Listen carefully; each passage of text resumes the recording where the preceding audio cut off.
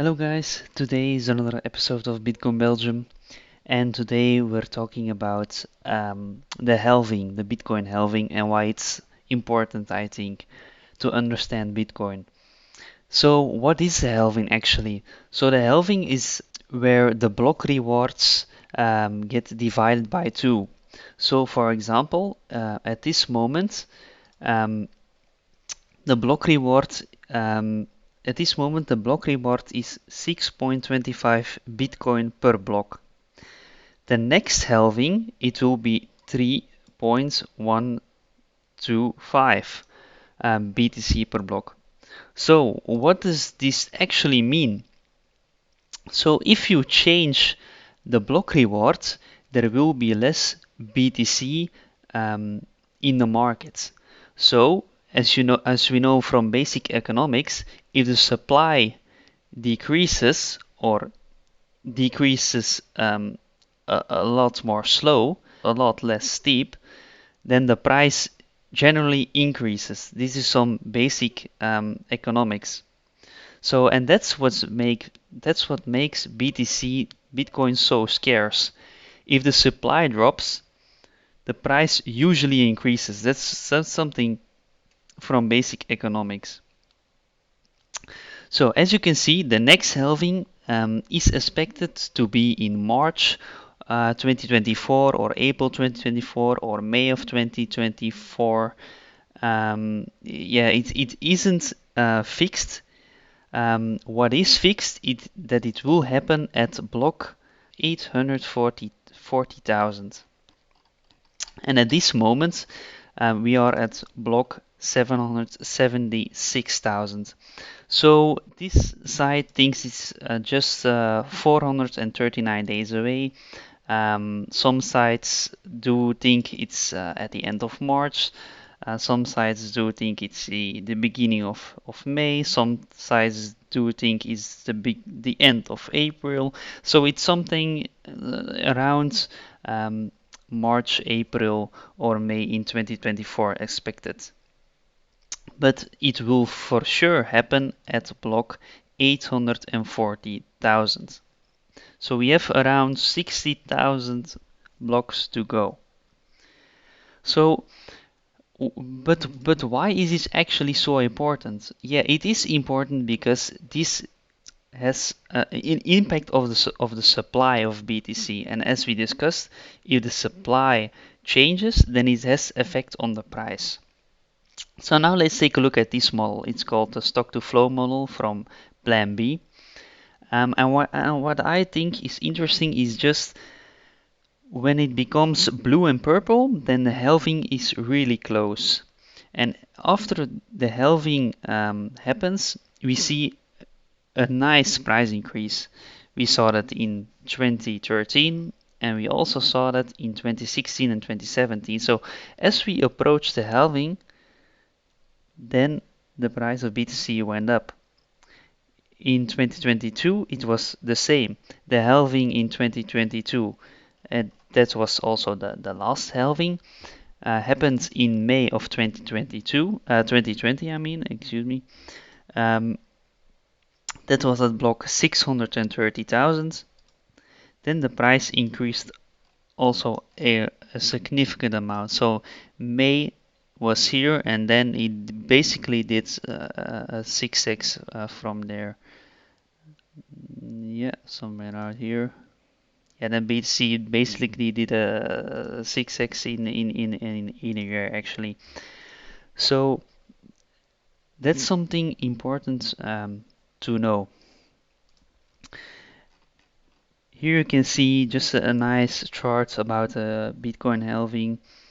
Um, so this is the red line is the BTC mining reward. This means how much BTC, Bitcoin, the miners get when they mine a new block. So it's decreasing in time. But now you're also thinking, yeah, if it decreases in time, then the miners get less revenue. Yeah, that's 100% true. So think about it. If you can earn as a miner, you can, or think about it as a miner and a farmer. One day you get maybe you can maybe plant 10 apples, and then the next day you get maybe 5. So the farmer or the miner gets less revenue. So there maybe it is this maybe the halving isn't that good news for miners. Yeah, it isn't the greatest news for miners because they get less revenue. So what is the biggest proposition of the Bitcoin halving is that if the supply decreases, then normally from using basic economics, then the price will probably increase. So if the price increases per block, then they maybe have the same revenue or maybe more. For example, if they mine BTC back here, when BTC was around $400, and their block reward back then was, let's take a look, their block reward back then was 25, 25 times 400, that's 10,000. But maybe a couple of years later, their in 2017 their block reward um, was 12.5. If you multiply that by, let's say, 1,000, that's more than before. So it all depends on the revenue of the miners, if they are profitable or not. I mean, it depends on the BTC price. So what wouldn't be a very good thing for the halving is that BTC drops a lot after the halving. Then the revenue of the miners will be revenue and profitability of the miners will be significantly less. But to create the scarcity of BTC, the halving is just absolutely essential. And as you can see in another chart, this is a BTC supply and it's converging to 21 million in time. So there will be less and less BTC around. There will be less BTC created new through the years, and it is expected that the last Bitcoin will be mined in 2140. That's a couple of that's 170 years away from now, actually. Let's see where BTC is then. Um, but I think it is important to understand the supply and the price um, component of BTC, and especially then the halving is an important part. So I think the halving creates also some euphoria in the space. So I think the in 2024 could be maybe an exciting year for BTC.